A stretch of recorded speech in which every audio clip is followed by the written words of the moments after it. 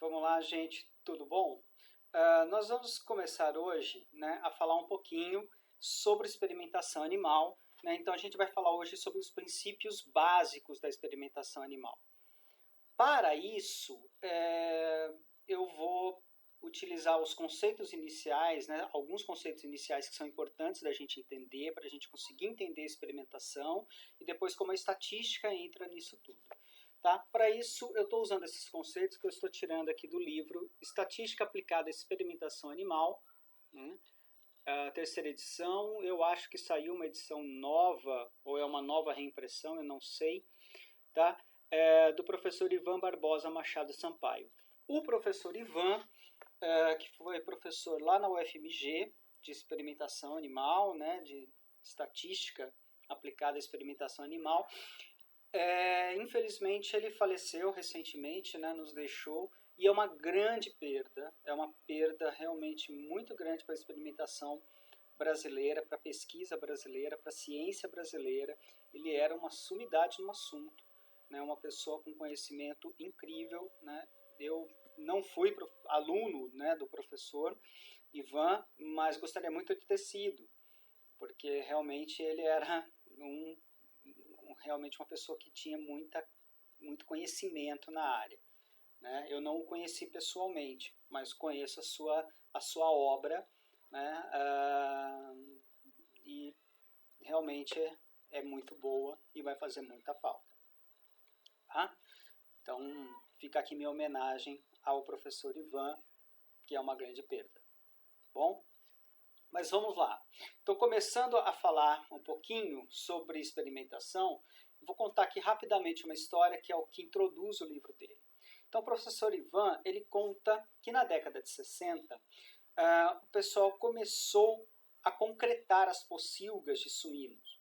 Então, os suínos deixaram de ser criados naquele ambiente cheio de terra, de lama, e foram ser tratados num ambiente concretado, bonitinho, fácil de limpar, fácil, né, de fazer desinfecção, super mais fácil de trabalhar do que na lama.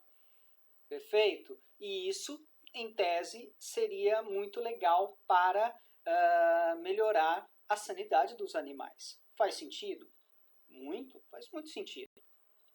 Né? E a gente vai a gente vai entender, na realidade, que a experimentação começa aí, começa nessa questão de observação. Né? Eu vou observar, será que está melhorando? Será que não melhora? Será que pode ser bom? Será que não pode? Né? Ainda não entrou a estatística aí, mas ela chega lá.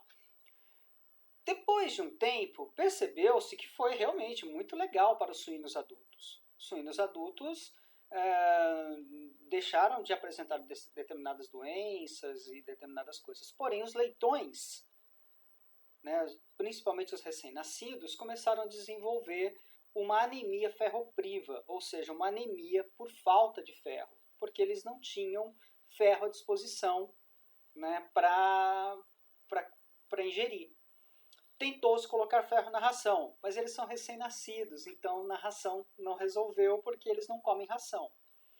Tá? Mas e se suplementasse a mãe e a mãe, né, poderia supli-los no leite? Não, infelizmente você não tem secreção de ferro maior ou menor no leite devido à suplementação. Tá? Fisiologicamente, nós eliminamos por dia quantidades ínfimas de ferro e, consequentemente, a gente precisa de pequenas quantidades de ferro. Então, o organismo, se eu vou suplementar uma pessoa saudável com ferro, aquilo é bypass, ele vai passar, né, da via oral para o banheiro direto, porque não vai aumentar a absorção, porque eu não preciso de ferro. Quando que eu vou precisar de ferro? Quando eu tiver grandes perdas de sangue. Né, vermes que sejam exfoliativos, né, um hemoncus contortus, por exemplo, né, na ovinocultura, que eles expoliam quantidades muito grandes de ferro, os animais que estão muito parasitados por carrapatos perdem muito sangue e esses precisam repor ferro para conseguir produzir mais hemácias. Mas na maioria das vezes as nossas anemias na veterinária não são ferroprivas, elas não precisam de suplementação. Tá? Por exemplo, quando eu tenho anemia decorrente de babésia, né? Eu não preciso suplementar, porque a babésia ela se rompeu dentro do vaso, liberou a hemoglobina dentro do vaso, e o ferro que está nessa hemoglobina, ele é todo recuperado pelo próprio organismo. Então, a anemia da babésia ela não é ferropriva, ela é outro tipo de anemia e não precisa de suplementação de ferro. Tá? Você pode ter que suplementar outras coisas, mas não precisa de ferro. Mas vamos lá, não é isso que importa. Isso aqui era só para entender que por que suplementar a mãe não estava resolvendo o problema do leitão. Muito bem, o que vamos fazer? Se não dá para pôr na ração, se não dá para, né, suplementar via oral, vamos suplementar com uma injeção. Então, passou-se a fazer uma suplementação, né, com uma injeção de ferro nesses pacientes. E olha que maravilha! Eles tinham grande quantidade de ferro circulante, e essa grande quantidade de ferro circulante realmente resolveu o problema da anemia. Então, os leitões pararam de apresentar anemia ferropriva. Porém, como eles tinham grande quantidade de ferros circulantes, eles começaram a desenvolver outras doenças de origem bacteriana. Aí, fisiologia das bactérias. Né? As bactérias são altamente dependentes de ferro. Boa parte das toxinas que as bactérias produzem são com a função de liberar ferro das nossas células para que elas possam ter ferro à disposição. Bactéria precisa de ferro para se reproduzir, portanto, para manter colônia e fazer com que a sua colônia aumente. Então, ferro é fundamental para o metabolismo bacteriano. Né? E tudo que uma bactéria precisa é de ferro à disposição.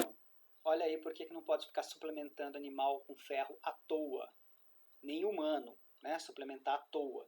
Você aumenta a quantidade de ferro livre para que as bactérias utilizem isso. E o que aconteceu com esses leitões? Eles passaram a apresentar uma série de doenças bacterianas, principalmente as enterites. Então, a enterite bacteriana passou a ser uma constante.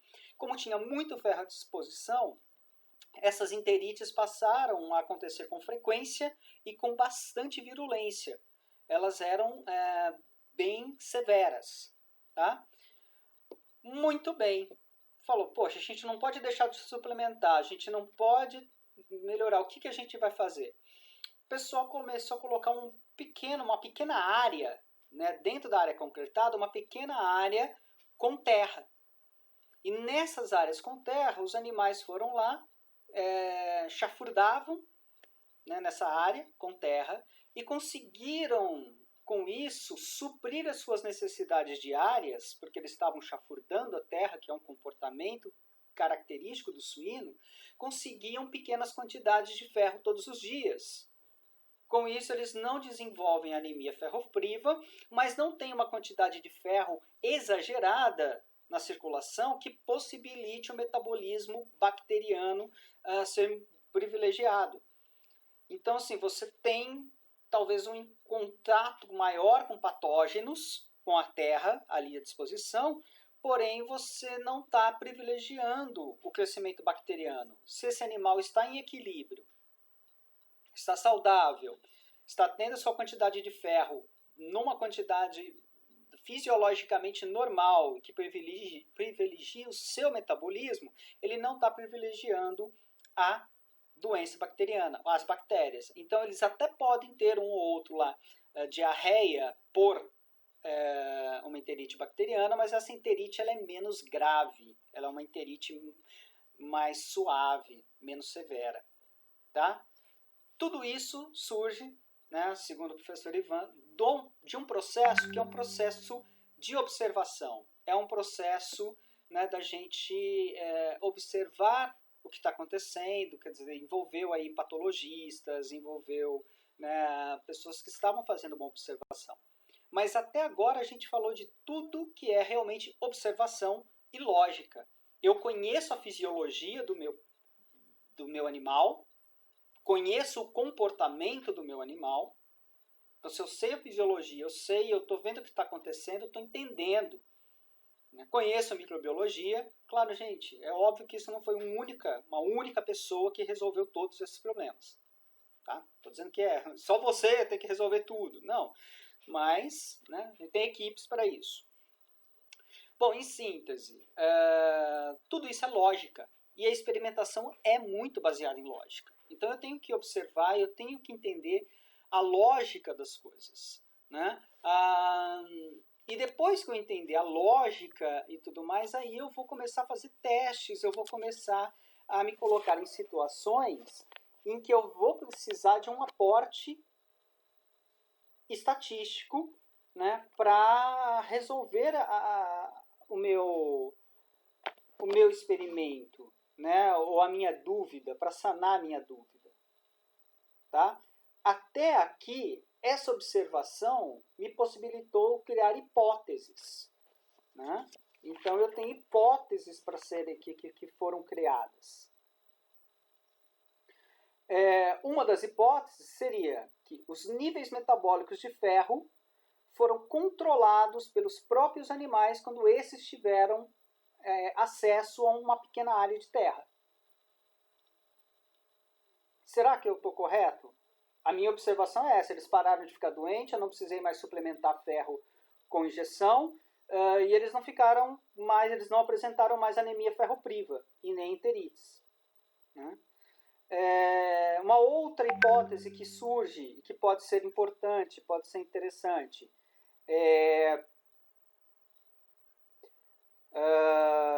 o excesso de ferro circulante, né, que surgia por conta da injeção, ele aumenta a frequência e a gravidade das doenças bacterianas. Olha só, eu consegui formular duas hipóteses, né? Então foram formuladas aí duas hipóteses para a gente discutir, né, só observando os movimentos, tá? Então, assim é um experimento. Né? Eu tenho uma fase que é uma fase de observação do fenômeno. Então, eu vou lá observar o fenômeno, e isso é uma fase lógica. Eu vou usar o meu raciocínio para entender o que está acontecendo nesse fenômeno. Né? Vou fazer o meu raciocínio dedutivo. Cara, quando eu comecei a suplementar ferro, os animais começaram a ter enterite bacteriana severa. Por que será? Será que é porque o ferro é fundamental para a reprodução bacteriana? E eu estou aumentando, portanto, a carga, né, de desafio bacteriano ao qual o meu animal está sujeito? Será? Então, é um raciocínio lógico, dedutivo. Com isso, eu formulei uma hipótese. Se eu aumento muito a circulação de ferro, né, isso aumenta a quantidade de doença bacteriana e a sua severidade? Os animais conseguem se autorregular na questão da absorção de ferro se ele tiver uma pequena área de terra à sua disposição? Isso são duas hipóteses, né? A hipótese 1 e a hipótese 2. Muito bem, se eu formulei uma hipótese, a partir daqui, até formular minha hipótese, eu trabalhei com lógica. A partir da minha hipótese, eu vou começar a trabalhar com estatística. Com muita coisa que é estatística. Então, por exemplo, eu vou fazer a instalação do meu experimento. O que é a instalação do experimento? Eu vou criar o desenho experimental. Eu vou começar a pensar na minha metodologia científica. Né? Como? Né? Quer dizer, eu criei uma hipótese. Ou seja, então eu tenho como objetivo provar que aquela minha hipótese é falsa ou verdadeira. Isso é outra coisa importante em ciência, tá? A sua hipótese, ela não tem valor só se ela for verdadeira. Ela tem valor se ela for falsa. Você resolveu falar, olha, a minha hipótese não se justifica. Está errado. Então, o aumento de ferro circulante não aumentou o número de bactérias. Não foi por causa do ferro que os animais ficaram mais doentes, foi por outra causa. Isso é importante. Foi contra a sua hipótese inicial? Foi, mas é uma descoberta importante, se for verdade. Por outro lado, se a sua hipótese estiver correta, também é uma descoberta importante. Olha, realmente foi o ferro que fez isso, a gente precisa tomar cuidado com a suplementação de ferro. Ambas as respostas são importantes. Então, cuidado para não ficar frustrado à toa, né, quando você não prova que a sua hipótese é verdadeira. Isso é ciência. Você não está aqui para torcer pela hipótese. Você está aqui para provar se ela é verdadeira ou falsa. E para nós que estamos provando se ela é verdadeira ou falsa, isso tem que fazer nenhuma diferença. Eu não tenho viés. Tanto faz se ela é verdadeira ou falsa. O importante é eu provar se ela é ou não falsa ou verdadeira. Eu tenho que descobrir. Não torcer. Entendeu? Eu não tenho que torcer. Né? Mas muito bem, então eu estou instalando o experimento, estou criando o desenho, como que ele vai ser, quais os exames que eu vou fazer, como que eu vou conseguir provar aquilo que eu quero. Né? Isso já é estatística.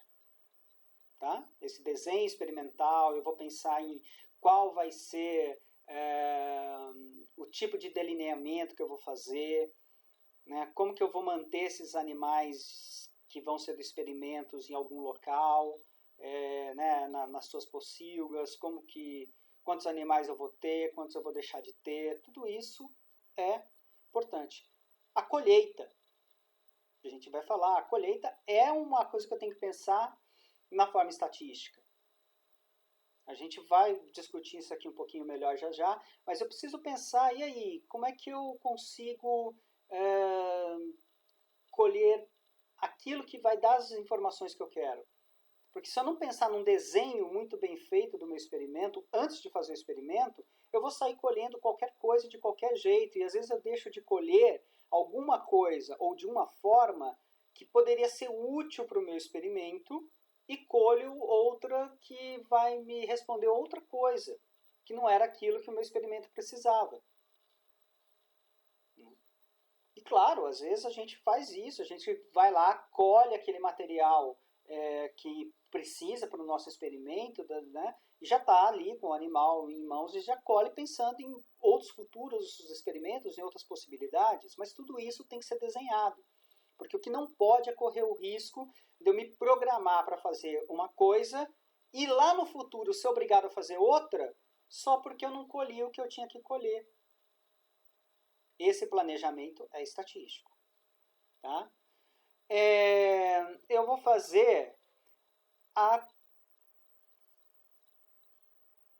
as primeiras verificações, né? O professor chama aqui de compactação dos resultados, que seriam as análises descritivas desses dados. Né?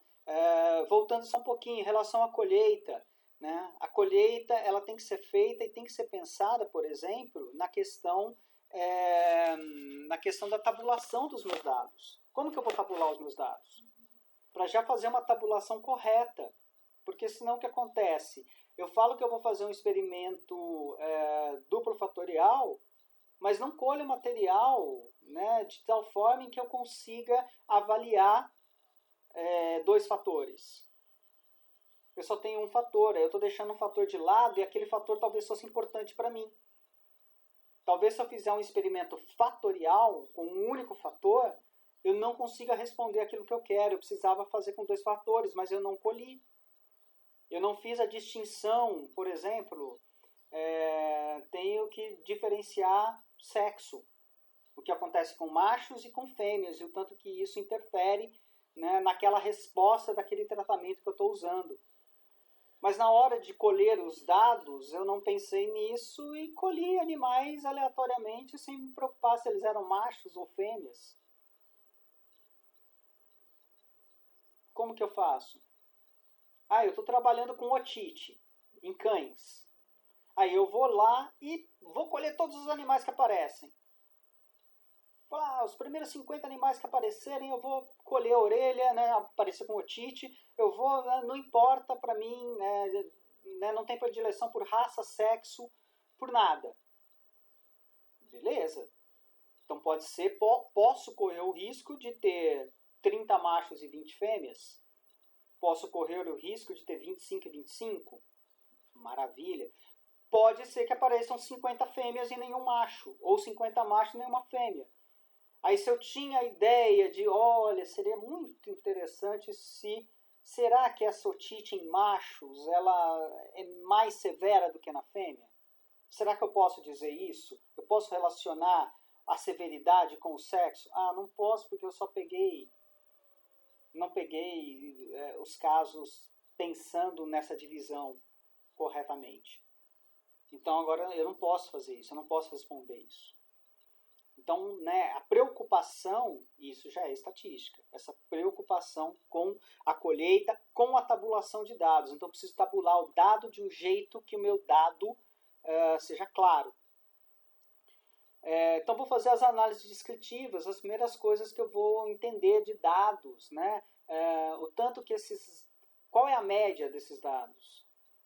Qual é a média? Quanto que eles estão dispersos em relação à média, cada amostra? Então, eu vou ter uma medida de dispersão, tipo um desvio padrão. Tá? E aí, finalmente, eu vou testar a minha hipótese. Eu vou lá, vou fazer um teste de hipótese.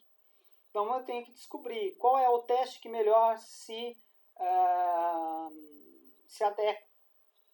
É uma análise de variância? É uma análise de regressão? É uma correlação? É um teste Q quadrado? Aí a gente vai discutir todos esses testes para ver quando um deve ser usado, quando o outro deve ser usado. Tá? Mas aqui a gente vai saber, então eu já vou propor lá, né, falar assim, olha, não, a gente vai fazer uma análise de regressão porque a resposta que eu espero é esta. É esse tipo de coisa que eu quero avaliar. Então, para isso eu preciso de uma regressão. Porque não adianta eu fazer uma pergunta que só a regressão vai me responder e fazer uma análise de variância. Embora uma regressão não deixe de ter uma análise de variância. Mas é diferente. São respostas diferentes. Né? A regressão me dá uma resposta de coisas que a análise de variância não me dá. E vice-versa. Né? E para cada momento é um teste. E finalmente, né, depois que eu fiz esse teste, que me deu um resultado matemático que me fala é significativo, não é significativo, eu vou fazer uma conclusão. Aí eu vou concluir o meu experimento. E aí eu tenho que relacionar, né, na conclusão a lógica e o meu resultado estatístico. Então a lógica inicia o processo, depois a estatística domina o processo, depois a lógica e a estatística finalizam o processo. Tá? É assim que se faz ciência. Tá? Não dá para abrir mão, né, das duas coisas, tanto do raciocínio lógico quanto da estatística. Pelo menos, tá, estou dizendo isso da nossa área. Estou dizendo isso da nossa área, porque existem áreas em que a estatística é tratada de uma forma diferente, ou você vai fazer uma análise de discurso, e que a estatística não entra com a mesma importância que entra para a gente. Agora, para a gente, ela é extremamente importante. Tá bom? Bom, então agora vamos falar um pouquinho sobre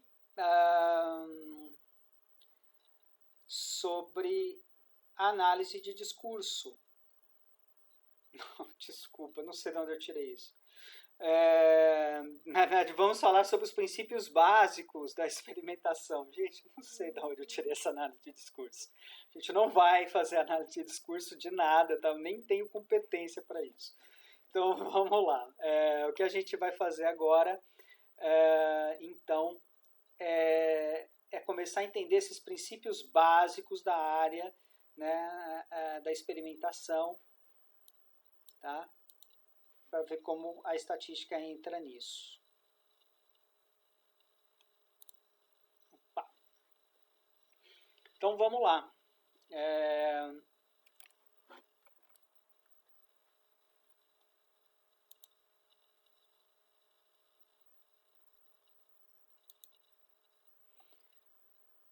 Então vamos lá. Bom, princípios básicos, né? Princípios básicos da experimentação. Primeira coisa que a gente tem que discutir ou entender, então, é, cara, quais as contribuições que a estatística traz para a experimentação? Por que é importante eu fazer estatística? A gente já discutiu isso, né, em aula, e várias coisas são importantes eu pensar na estatística. Por que ela é importante? Né? Mas, basicamente, porque assim, eu ter conhecimento de estatística vai me fazer um ser humano mais crítico, né? E ser mais crítico aqui é uma coisa boa, tá? Eu vou conseguir entender os trabalhos científicos que eu estou lendo, eu vou ver se o trabalho científico que eu estou lendo ele faz sentido lógico, porque eu canso de ler trabalho, que o cara fala que vai fazer uma coisa, ele faz uma estatística que não responde aquilo que ele perguntou. Está errada a estatística. O cara fez errado, a revista fez a correção do processo e não percebeu o erro. E isso é temeroso. Um cara conseguir, né, publicar um artigo com uma estatística errada. E acontece. Então, assim, é importantíssimo que a gente entenda estatística para que a gente não cometa tantos erros e para que a gente perceba que um trabalho que às vezes é super reverenciado está super, hiper, que está errado. É um trabalho ruim, na realidade.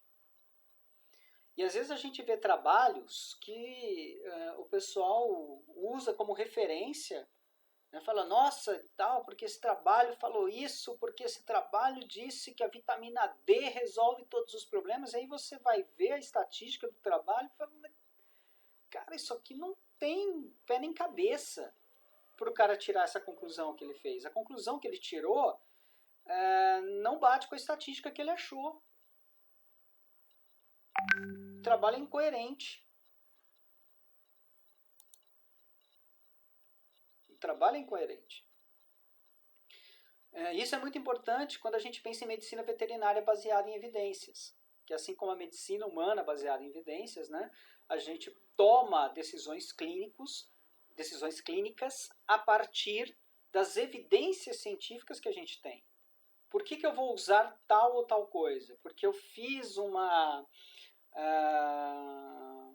porque, né, existe uma série de experimentos, eu tenho uma revisão sistemática que avaliou todos esses experimentos para ver se esses experimentos faziam ou não faziam sentido, e todos aqueles que passaram no crivo são avaliados e a gente vê qual que é o resultado final dele, né? Faz uma meta-análise e essa meta-análise vai dar para a gente uma informação.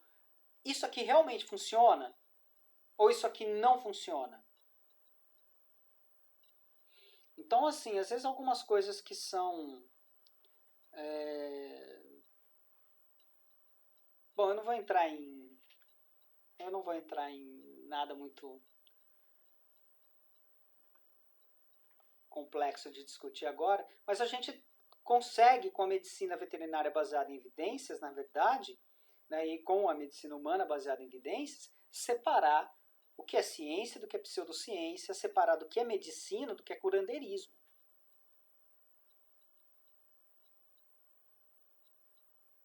O que realmente funciona e o que as pessoas acham que funciona. Porque tem coisa que não funciona. Tem coisa que faz mal, inclusive. Tem coisa que não faz sentido. E que é baseado numa coisa, mas meu tio fez e foi legal para ele. Cara, foi para ele. E se em vez de fazer isso, ele tivesse feito suco de graviola, teria dado na mesma. Se ele tivesse tomado um tangue, né, e você escrevesse lá tangue mágico, estaria ótimo, teria funcionado, porque é reação individual. Uma única pessoa, eu não posso falar que isso funciona. Quando eu faço um experimento com um único animal, com uma única pessoa. Olha, quem que é a sua... então, funcionou com o cara lá. O cara lá funcionou, ficou beleza, depois que tomou a medicação. Quantos mais melhoraram? Não sei, eu só vi aquele ali. Isso não é ciência. Isso não é medicina baseada em evidência. Tá? Então, quando eu me baseio em evidência, eu tenho evidências científicas fortes que me possibilitam crer que aquela medicação realmente tem uma ação. Que seja eficaz ou que seja deletéria, mas ela atua. Né? Se for deletéria, a gente vai falar assim, olha, para de usar isso porque isso é perigoso. Se ela for boa, fala, olha, vamos passar a adotar este protocolo usando esta medicação porque ela funciona. Ela realmente se mostrou funcional. E é importantíssimo, então, para a gente separar o que é medicina do que é curandeirismo. Tá? Então, para isso, a estatística é importantíssima. Controle de qualidade, né? De forma geral, controle de qualidade na indústria, controle de qualidade no setor de diagnóstico.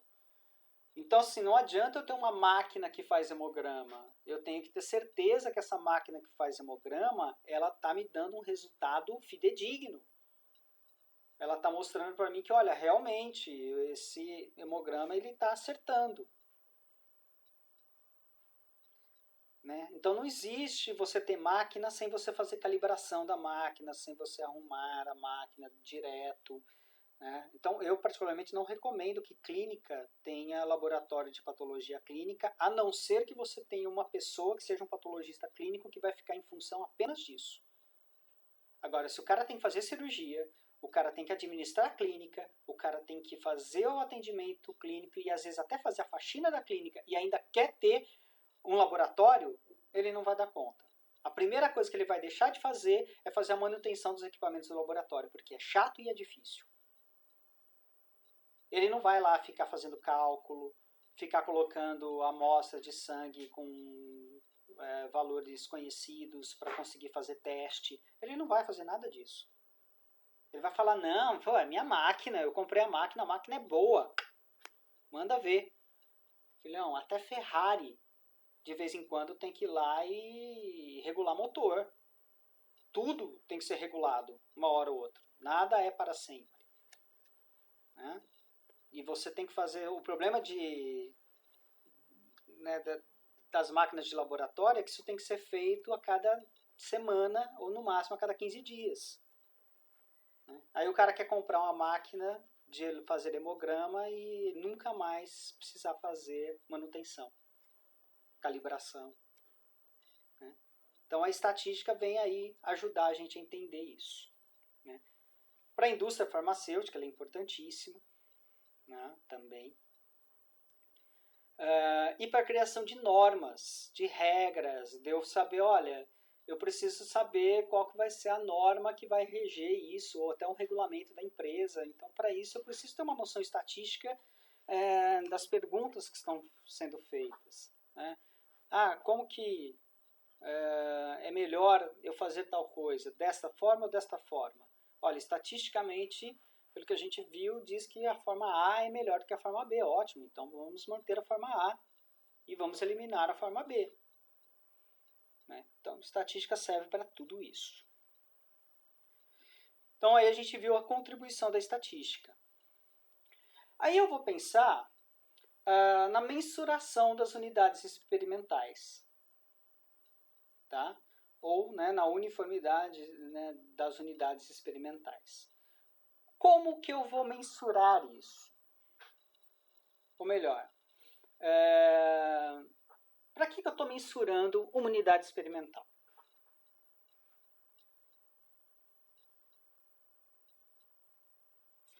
Bom, eu tenho uma população. Vamos supor, e uma população podem ser várias coisas, vamos entender isso. A população pode ser toda a população da face da Terra, 7 bilhões de pessoas. 7 e poucos bilhões de pessoas. Uma população pode ser a população de bovinos pertencentes ao Instituto Federal do Norte de Minas Gerais, Campos Salinas. Então, todos os bovinos que fazem parte da nossa instituição aqui. Posso pensar que a minha população são os bovinos de leite do estado de Minas Gerais. Ou os bovinos de leite da região da Zona da Mata de Minas Gerais. Será que o comportamento dos bovinos de leite da Zona da Mata são iguais ao comportamento dos bovinos de leite da Serra da Canastra? Da região sul de Minas? Da região norte de Minas? Quer dizer, cada região pode ter a sua. Então eu posso, dependendo de como eu quiser, né, eu posso trabalhar esta informação de formas diferentes. Então eu vou comparar o pessoal da Zona da Mata com as outras regiões. Mas quem que é a minha população aí? Todo gado de Minas. Que eu estou subdividindo em pequenas populações menores, né, em pequenas amostras menores, para entender o comportamento de cada uma. Mas eu estou querendo entender quem? A população de bovinos de leite do estado de Minas Gerais, em cada região.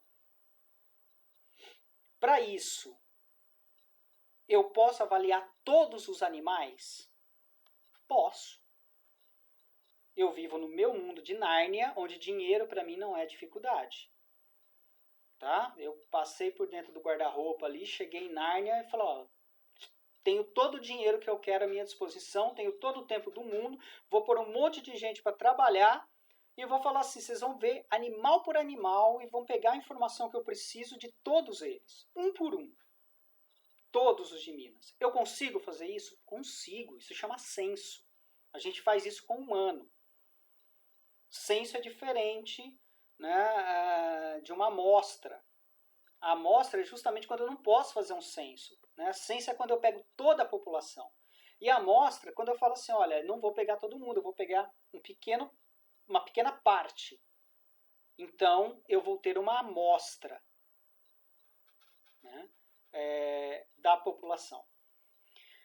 Bom, essa amostra quer me dizer o quê? O que eu quero estudar com essa amostra? Para que serve a estatística nesse ponto? Porque se eu tiver o censo, veja bem, o censo vai me dizer assim, olha, vamos supor que eu quero saber quantos litros de leite as vacas em cada região produzem por dia. Então, vaca leiteira no estado de Minas, na região sul, produz 35 quilos de leite. Na região norte, 27. Na zona da mata, 29. E estou avaliando qual região tem a melhor produção de leite diária, em média. Porque eu peguei todos os animais, se for no censo, sim, peguei todos os animais, vi aquilo e aquela resposta é objetiva. Ela não tem interpretação. Porque assim, eu falo, olha, eu medi o leite dessas vacas, né, no dia e foi isso que elas produziram. Todas as vacas da região norte de Minas produziram isso. Todas as vacas produziram aquilo. E assim vai, né? Na média, reproduziram aquilo. Tem estatística aí? Não. Agora, bom senso, eu não tenho dinheiro para avaliar todo mundo. Então, eu vou avaliar uma proporção de animais, né? Uma amostra da população de cada uma daquelas regiões que me possibilitem falar que, na média, né, essas vacas produzem X. E as outras vacas produzem Y, Z e assim por diante. E onde entra a estatística nisso? A estatística entra em cálculos que me possibilitam dizer que, nesta média, né, eu vou ter uma chance de, pelo menos na nossa área, né, a área de experimentação agrícola ou agropecuária, de forma geral, a gente usa 95%. Tá? Então, a gente tem chance de 95% de que essa média né, esteja dentro da média real se eu tivesse feito um censo. Então vamos lá, se eu fiz o censo só para a região da Zona da Mata e a região da Zona da Mata deu 33 quilos, depois eu vou pegar 10 amostras, né? A estatística vai me falar que assim, cada uma dessas amostras ela tem 95% de estar próximo, perto, né, ser relativamente próxima a 33 quilos diários, porque que o censo me mostrou. Né? Quer dizer, se eu repetir esse experimento com 100 amostras, 95 delas vão bater certinho, mas vão ter 5%, né, 5 amostras, que talvez dê uma proporção muito ruim, muito diferente. Em vez de 33, deu 25. Uma deu 40. Muito longe da média.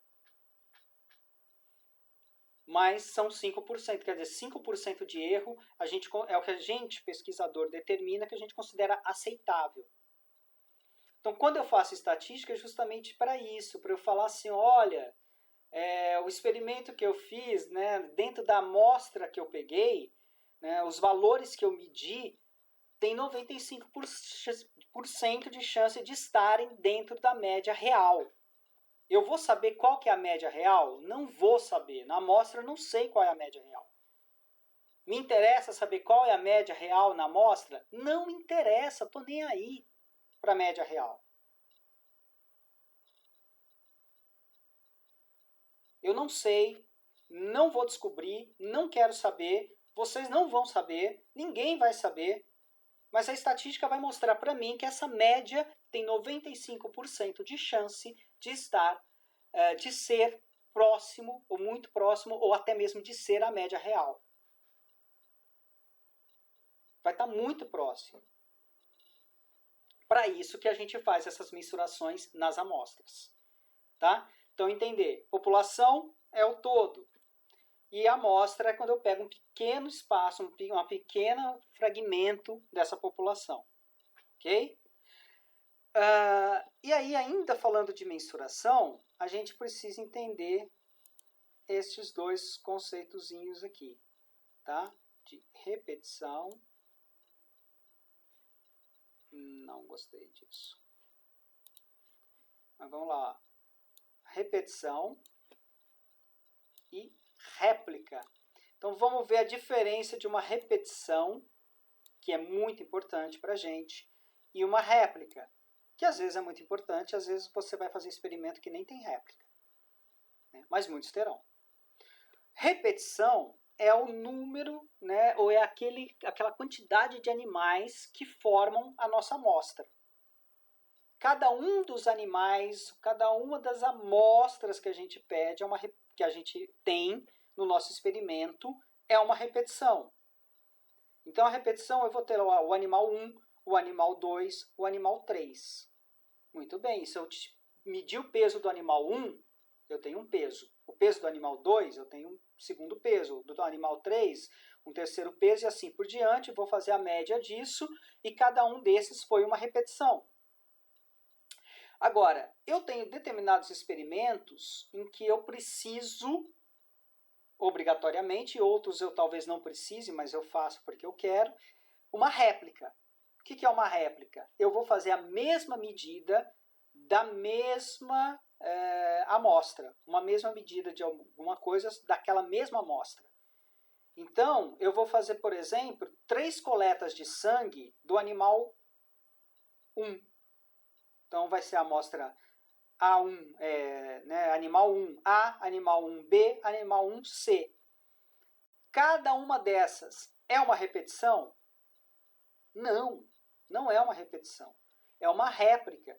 Porque se tudo for correto, se tudo for perfeito, e eu, digamos assim, eu fiz a coleta de sangue para avaliar aqui a quantidade de insulina no sangue desses animais. A amostra 1A deve ter o mesmo valor da amostra 1B, que é o mesmo valor da amostra 1C, porque eu estou avaliando a mesma enzima, ou melhor, desculpa, né? Estou falando de insulina, né? Não, na verdade eu vou avaliar a quantidade de glicose, não a quantidade de insulina, né? Então eu vou avaliar a quantidade de glicose. Então a mesma quantidade de carboidrato que vai ter aqui, tem que ter aqui, tem que ter aqui, né? Porque eu estou pegando o sangue do mesmo animal, tirando e fazendo a avaliação, né, dentro daquele mesmo momento. É claro, né? Se eu estou colhendo o animal 1, isso precisa ser diferenciado, né? A glicose é um bom exemplo. Eu quero coletar sangue, né, a amostra do animal 1 antes dele comer, 10 minutos depois que ele comeu e 2 horas depois que ele comeu. Cada uma dessas vai me dar uma informação diferente. Aí são 3 amostras diferentes, mas são amostras que eu vou chamar de amostras pareadas. Eu não posso comparar o animal 1 antes do almoço com a informação do animal 2 pós-almoço. Eu tenho que comparar o animal 1 antes do almoço com o animal 1 2 horas depois do almoço. Então aí a gente vai ter os testes que a gente vai chamar de teste pareado. Mas ele não entra aqui agora, vamos esquecer por enquanto. A questão é, se eu colho de cada um dos animais uma amostra, eu tenho repetições diferentes. Se eu colho vários fragmentos, várias amostras do mesmo animal para medir a mesma coisa, eu tenho réplicas. E aqui eu não vou usar, por exemplo, cada um desses valores juntos para fazer uma média global. Eu vou fazer a soma dos 3 valores e calcular a média do animal 1, a média do animal 2, a média do animal 3, a média do animal 4, e aí eu tenho uma réplica. E aí eu tenho a média de cada um dos animais. Então a média do animal 1 vai ser as 3 réplicas dividido por 3. A média do animal 2, as 3 parcelas divididas por 3, somadas divididas por 3, e assim sucessivamente.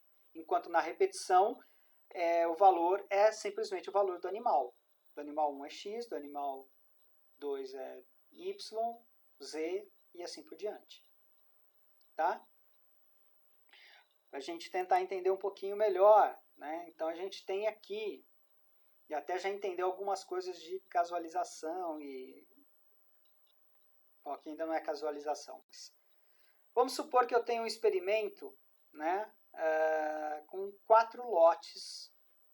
Cada lote aqui tem uma galinha e eu tenho 4 tratamentos diferentes. Pode ser uma dieta, né, que eu vou testar aqui, sei lá, um probiótico qualquer para galinha. Né? O T1 é meu controle, o T2 é o tratamento com diferentes doses sei lá, de uma enzima, né? Manase aqui, beta-manase, então beta-manase 1%, 5% e 10% na ração. Gente, não sei se isso tem sentido fisiológico, tá? Eu só estou chutando aqui. Não, são valores aleatórios, por favor. Tá? Então, o que vai acontecer aqui? Eu vou medir, e aí eu quero ver qual que é a ação dessa enzima no ganho de peso final das galinhas. Então, eu vou medir o peso de cada uma dessas galinhas, medir o peso de todo mundo, fazer a média e vou ter a média do tratamento 1. Vou medir todas as 4 galinhas, fazer a média, ter a média do tratamento 2, ter a média do tratamento 3, ter a média do tratamento 4. Certo? Perfeito. Vou lá e comparo os 4 tratamentos para ver quem tem a melhor resposta. Essa é uma forma de fazer o experimento. Cada um desse aqui é uma repetição. Eles são uma repetição. Eu posso fazer diferente. Está vendo que aqui eu não tenho 4 tratamentos? Eu tenho 2. Tá? Estou testando com o animal controle com o animal que está tomando o suplemento. Então, esse aqui não tem o suplemento e esse aqui tem o suplemento. Eu tenho 3 linhas, né, para cada um dos tratamentos. Bom, aqui não me interessa o valor de cada uma das galinhas. Me interessa o valor de cada um dos espaços. Eu vou ter que pesar todas as galinhas? Vou pesar todas as galinhas para saber quanto que tinha esse T1 de média. Todas essas aqui, todas essas aqui. Mas qual que é a minha unidade experimental? Aqui a minha unidade experimental é cada uma das galinhas. Aqui não. Aqui a minha unidade experimental é cada uma...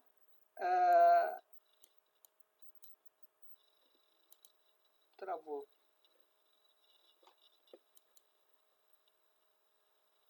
Desculpa, vamos lá. Aqui a minha média... Não quer mais funcionar aqui. Bom, a minha média vai ser cada um dos tratamentos.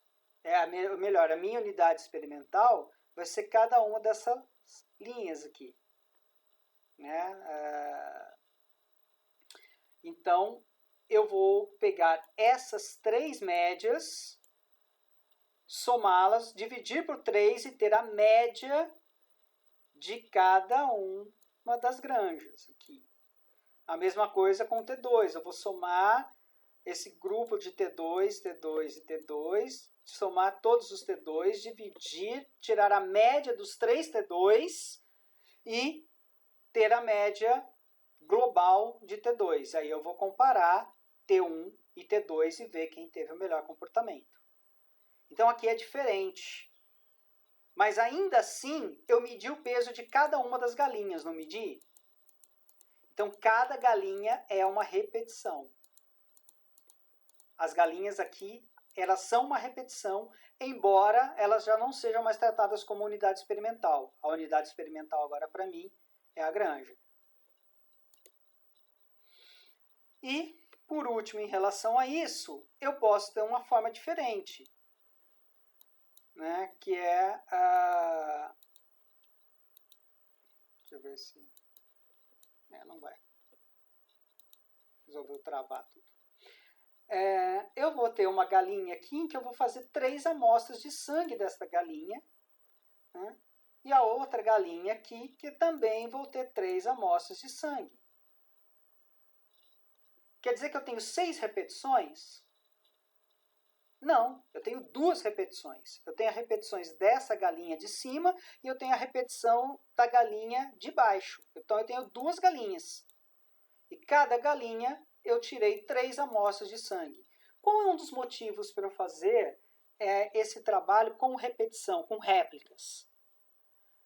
Quando eu vou fazer aquelas colheitas ou experimentos em que o erro da técnica pode ser muito comum.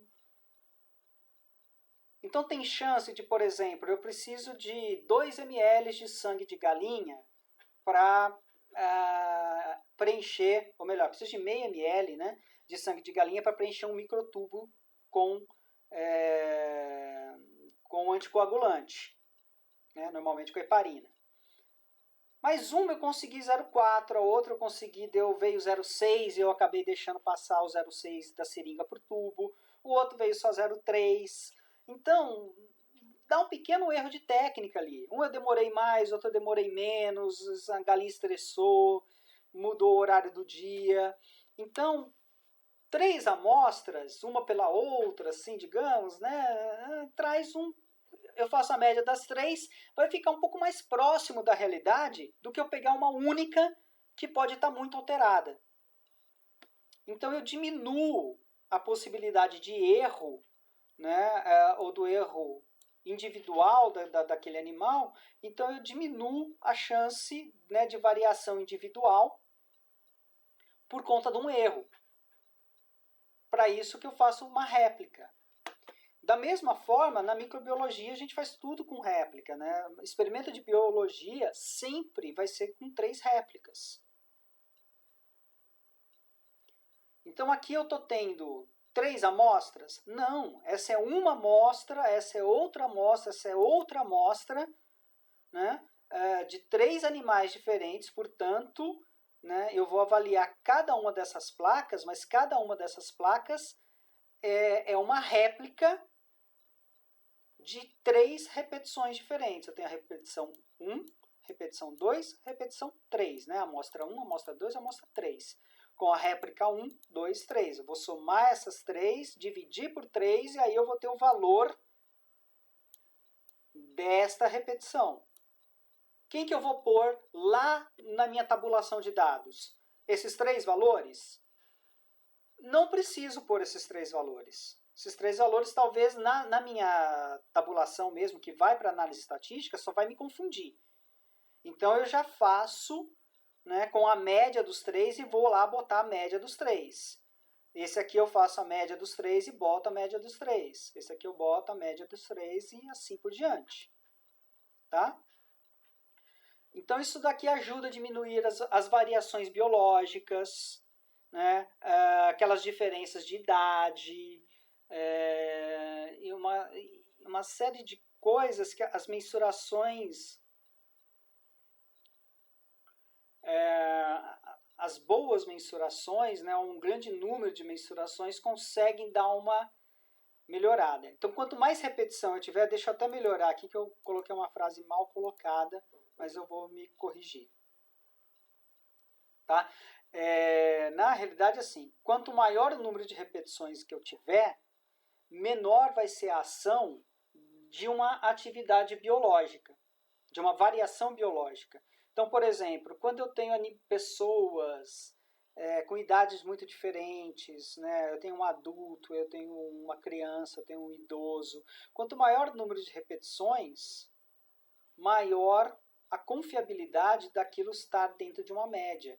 Porque quando eu tenho, por exemplo, 2 crianças e aí 3 idosos, talvez a diferença disso seja muito grande. Né? E eu não deveria estar comparando. Mas isso vai vir aqui na uniformidade, no caso dos animais, né? do experimento. A gente já vai entrar nisso então. Mas então é importante, né, eu ter um bom número de repetição e às vezes um bom número de réplicas para eu diminuir os erros de técnica e para amenizar algumas variações biológicas. Tá?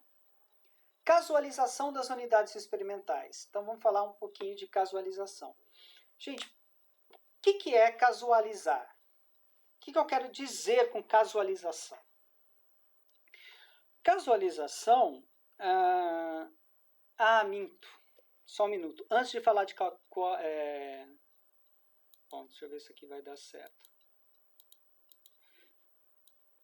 Deu. Antes de eu falar de casualização, deixa eu só falar de outra coisa importante na mensuração, que é uma preocupação que a gente tem que ter.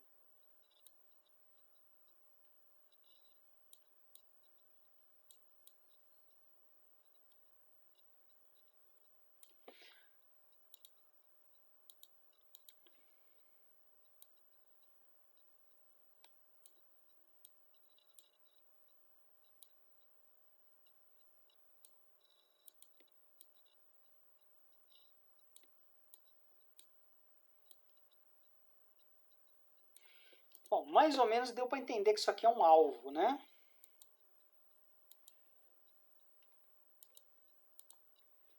Então, a gente precisa entender uns conceitos. Um é muito simples, que é o conceito de exatidão. Então, a exatidão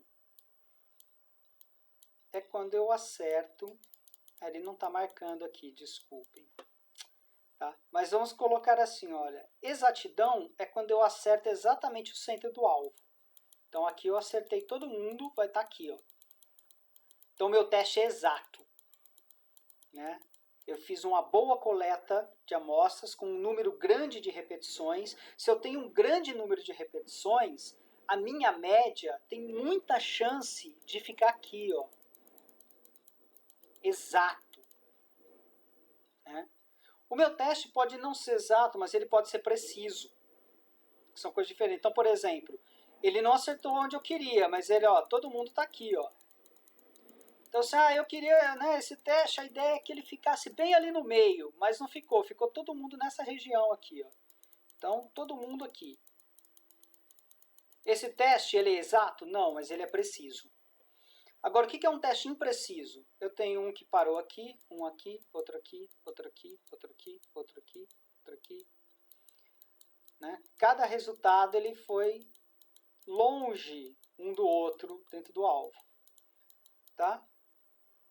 Quer dizer, aqui se eu fizer 1 milhão de testes desse, talvez eu cubra todo o alvo. Né? Um teste exato, se eu fizer 1 milhão, eu vou cobrir tudo aqui.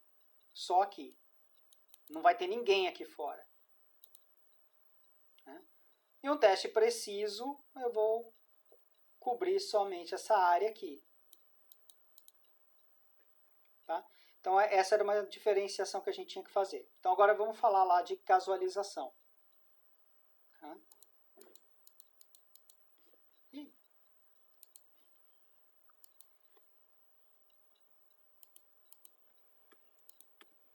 Então, vamos lá para casualização. O que é a casualização?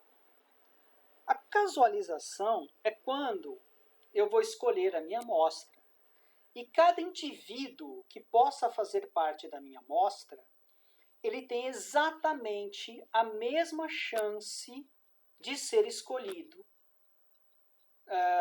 para fazer parte daquele grupo, né, experimental, como qualquer outro indivíduo.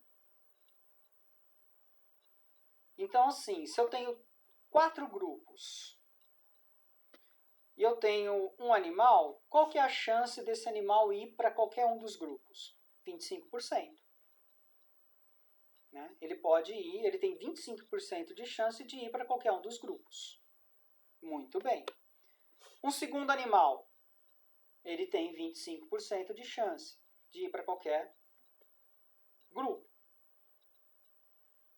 E assim por diante. Então, normalmente, eu tenho que manter sempre essa chance idêntica para que eles vão para o mesmo local. Eu não posso ter um grupo, né, que seja casualizado, em que o animal ele não tem chance de ir para o grupo 1. Ele só pode ir para o grupo 3 ou para o grupo 4. Para o 1 e para o 2 ele não vai. Isso não é ser casualizado. E a gente vai ver que nem todo experimento pode ser casualizado. Às vezes não dá. É o ideal? É sempre o ideal. Mas a vida não é assim. A gente vai ver aqui daqui a pouco por que às vezes não dá para ser 100% de casualização. A gente tem que tentar casualizar dentro de determinadas situações. Mas o ideal é que todo mundo fosse casualizado. Eu vou escolher aleatoriamente, por sorteio, como que a gente vai fazer isso. Em aula eu vou mostrar para vocês, a gente pode fazer isso usando o Excel, por exemplo. Vou colocar lá o número dos animais, o número dos grupos possíveis e vou rodar um aleatório ali, um comando aleatório que vai distribuir igualmente o número de animais dentro do grupo de números de forma aleatória. E aí você simplesmente pega aquele animal pelo aquele número e bota no grupo, né, na baia tal. Então eu tenho lá 4 baias com 20 animais. Ele vai escolher para mim 5 animais em cada baia, aleatoriamente. Não fui eu que escolhi, foi o computador ao acaso. É uma forma de casualização. Eu posso fazer um bingo, tipo aquela bolinha, né, aquele globo cheio de bolinhas dentro, e sorteando. Hoje tem sorteio, coisa que faz sorteio até pelo celular. Né? Então dá para fazer de muitas formas. Mas casualização é isso, é eu dar a mesma chance para todos os indivíduos da amostra fazerem parte de um grupo específico. Então todo mundo tem chance. Tá? Então eu não tenho um viés, eu escolhi esse daqui para ser do grupo tal. Ah, tipo assim, puxa, aquele animal, eu conheço os pais, todos os filhos engordam bem, tem uma caixa boa, então eu vou colocar neste grupo aqui porque eu acho que ele vai aproveitar melhor a ração, vai dar um resultado legal. Ah, aquele ali, nossa, ninguém da família cresce, é tudo mirradinho. Então eu vou colocar no grupo controle, que aí não atrapalha o meu resultado. Tá atrapalhando. Tá atrapalhando. Tá? E tá errado. Então você tem que ser casual. Porque aí eu tive um viés, eu coloquei o animal que ganha mais peso no grupo que eu quero que tenha uma resposta melhor e coloquei o animal que ganha menos peso naquele que eu quero que tenha uma resposta pior. Meu experimento já é tendencioso. Já estraguei o experimento. Já estraguei. Para não usar a palavra que eu queria usar. Tá? Caguei muito no experimento. Mas vamos lá. A uniformidade dos animais no experimento. Os meus animais precisam ser uniformes. Tá? Então, por exemplo, eu não posso, até aqui é uma coisa, né? Eu não posso ter um grupo só formado de animais magros e outros só formado pelos animais com sobrepeso.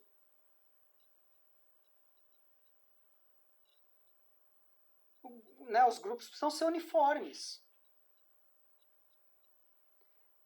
Eu não posso ter um experimento em que um grupo é formado por machos e outro grupo é formado por fêmeas, quando o que eu estou avaliando não é o resultado entre machos e fêmeas, né? Que eu posso até falar assim, não, eu quero aqui saber como que acontece isso com macho, como que isso acontece com fêmea. Então, vou fazer um grupo de cada um, né, e ver a diferença de comportamento. Aí é uma coisa. Agora, quando eu estou fazendo um experimento geral, por exemplo, de ganho de peso, né, eu não posso ter lá um grupo com 6 machos, um grupo com 3 machos e 3 fêmeas e um grupo com 5 fêmeas e um macho. Não posso. Os grupos têm que ser iguais, eles têm que ter o mesmo número de machos e de fêmeas. Mesmo que você vá deixar animal para fora deste grupo. Tá? Então, assim, quer ver? Vamos imaginar aqui. Vamos imaginar, eu tenho 6 animais.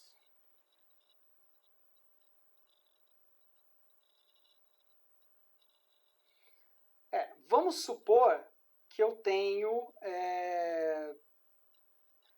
entre os meus 16 animais, 12 machos e 4 fêmeas. Tá? As fêmeas aqui eu vou... Deixa eu ver se vai marcar. Não, ele não quer marcar cor hoje. Bom, mas os de baixo aqui, né, a gente vai considerar como sendo fêmeas. Porque o que acontece? Eu vou ter que colocar dentro, né, para que tenha uniformidade, eu vou colocar 3 animais machos em cada grupo. E eu vou pôr uma fêmea... E eu vou pôr uma fêmea em cada grupo.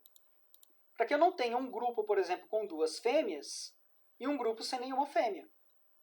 Então, cada grupo vai ter uma fêmea e 3 machos. Minha casualização foi para o espaço? Foi. Foi para o espaço. Mas, assim, eu vou pegar as 4 fêmeas e vou sorteá-las aqui. Então, cada uma das fêmeas vai ter chance de ir para um grupo diferente, ao acaso. Eu não vou escolher essa fêmea vai para o 4 e essa aqui que vai para o 2. Não, é aleatório. E entre os meus 12 machos, eu vou fazer um sorteio para que cada um dos 3 fique em um grupo. Então, eu vou casualizar, né, com um sorteio dentro de um padrão uniforme. Tá? Agora, não tem chance, né, essa fêmea aqui, ela já não tem chance realmente de ter ido para outro grupo, porque lá já tinha uma fêmea. Tá? Mas entre as fêmeas, todas elas tiveram a mesma chance. Entre os machos, todos tiveram a mesma chance. Isso é que é importante. Então, a gente consegue manter a casualização e ter uma uniformidade dos animais no experimento. Tá? Tenho que pensar nisso. Para animal, se ele é meio sangue, PO, 5/8. Eu não posso ter um grupo, comparar um grupo de 5/8 com um grupo meio sangue. Então, se eu tenho animais PO, meio sangue, 5/8, eu tenho que distribuí-los de forma igualitária dentro dos grupos para manter um padrão. Tá? Gente, é por isso que quando eu faço experimento de nutrição, principalmente em veterinária para pequenos animais, o Beagle é o animal escolhido por padrão. Por que o Beagle? Porque todo mundo usa o Beagle porque sabe qual é o comportamento fisiológico. Eu não posso comparar um comportamento fisiológico de um Pinscher e de um Dog alemão. Então, no meio do caminho, você tem um Beagle. Então, o Beagle virou o padrão. É padronizado. Aí eu não vou ter um Beagle, um pastor alemão e um... Não. Todo mundo usa só Beagle. Não é porque a gente odeia os Beagles, a gente é mal e a gente quer o mal para todos os Beagles do mundo. Cara, o Snoopy é um Beagle. Não tem como não ser apaixonado por um Beagle. O Beagle é o bicho mais legal do mundo depois do Corgi. Mas ele é o nosso padrão para experimento. Tá? E com isso a gente tem uma uniformidade nos experimentos em nutrição de pequenos animais. E é por isso que você tem rações tão bem feitas para pequenos animais. São boas. Mas vamos lá. Já outra coisa que é meio controvérsia. Bom, uniformidade na aplicação dos tratamentos. Todos os animais precisam passar pelo tratamento. O meu grupo controle não precisa tomar nada, porque ele é o controle. Sim, mas ele precisa passar por um processo de estresse idêntico a de todos os outros animais.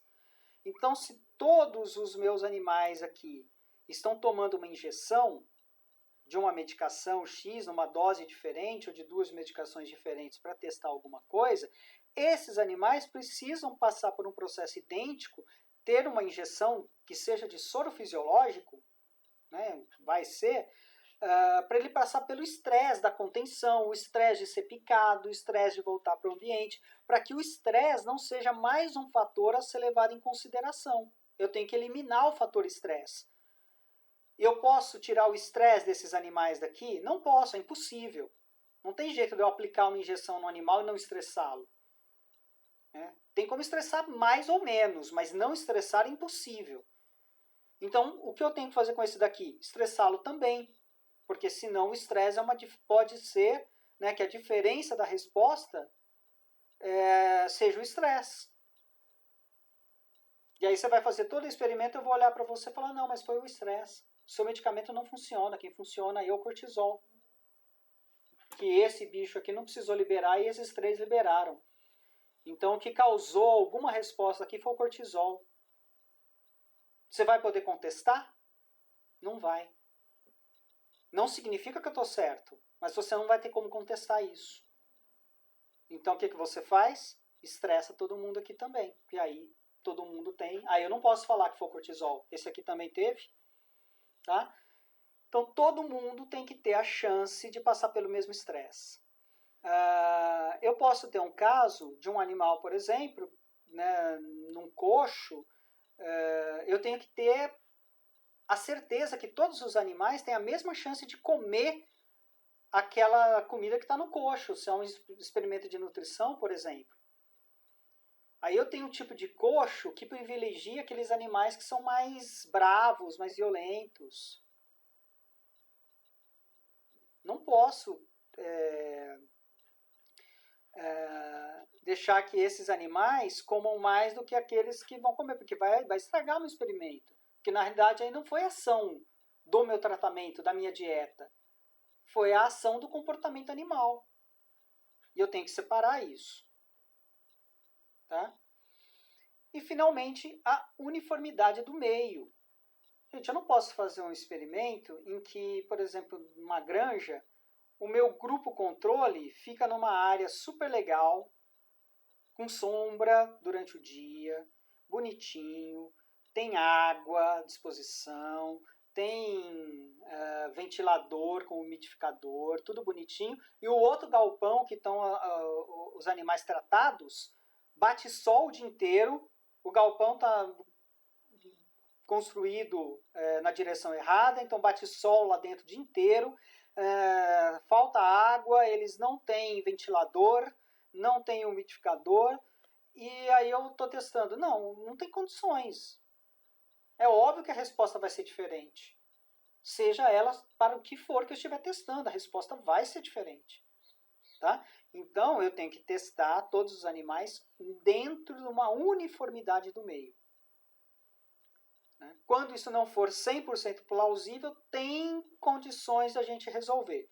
Mas a gente tem que lutar o máximo possível para que o meio seja uniforme. Bom? Então são essas coisas que a gente tem que avaliar.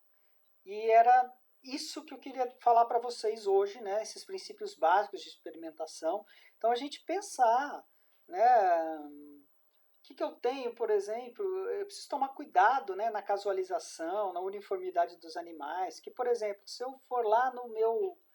Todos os animais estão lá na seringa, esperando para serem levados para o experimento, né? Ou antes ainda. Aí eu vou pegar os 10 animais, os primeiros 10 animais vão para o grupo controle. Ou melhor, os 10 primeiros animais vão para o grupo tratado. E esses animais, eles são muito mansos, por isso que eles são os 10 primeiros. Os que estão lá no final são aqueles arredios, que não gostam de gente, que não gostam do tratador, que é mais bravo. Aí eles, você vai colocar tudo no grupo controle, aí você testa uma medicação, aí você fala, olha, a medicação fez os animais ficarem muito letárgicos.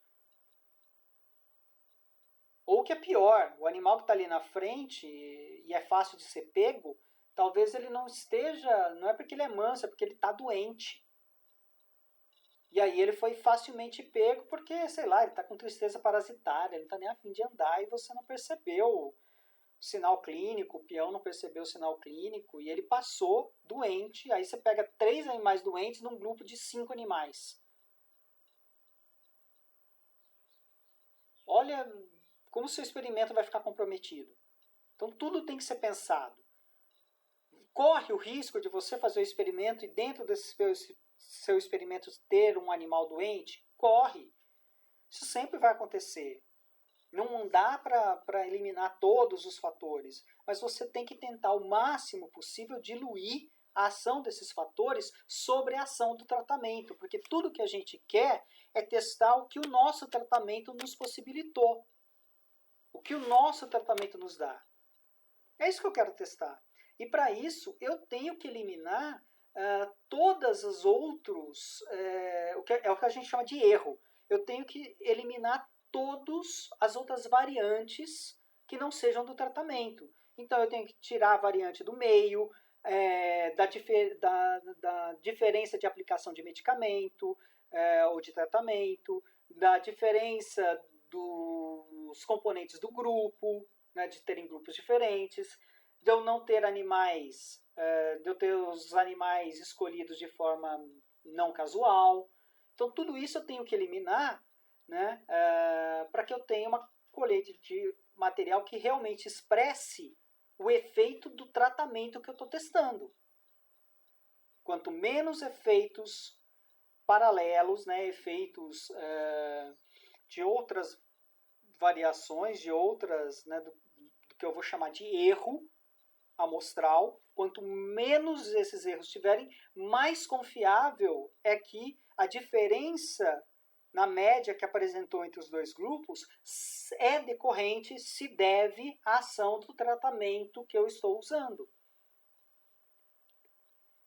Então eu preciso passar por todos esses princípios básicos, né? A mensuração de unidades, a casualização, a uniformidade dos animais, a uniformidade da aplicação dos tratamentos, uniformidade do meio, para que as alterações, as diferenças amostrais não sejam contaminadas ou não sejam prejudicadas por ações que não são do tratamento.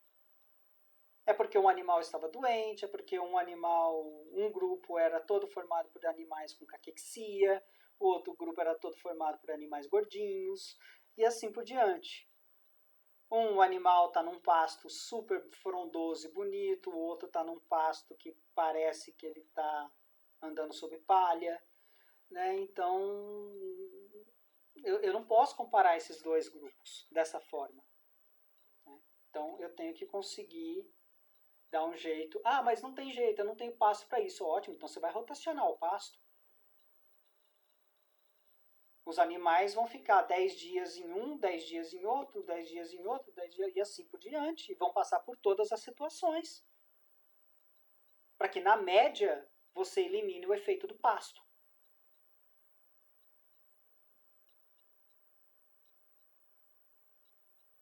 Então você vai fazer a troca.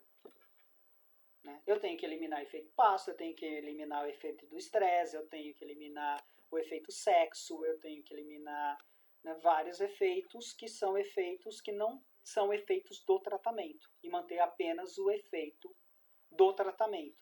E é isso que lá na frente a gente vai entender quando eu falo que assim, o efeito do tratamento, né, é a diferença na média menos a diferença dos erros. Eu tenho que excluir os erros do experimento, né? Esse valor do erro. Tá?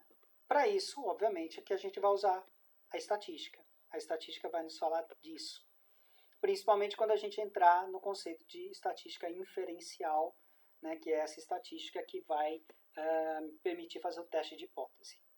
Mas antes de falar de inferencial, né, na próxima aula a gente vai falar de estatística descritiva. Tá bom? Gente, era isso que eu tinha para falar para vocês. Tá? Por hora é só. Um grande abraço.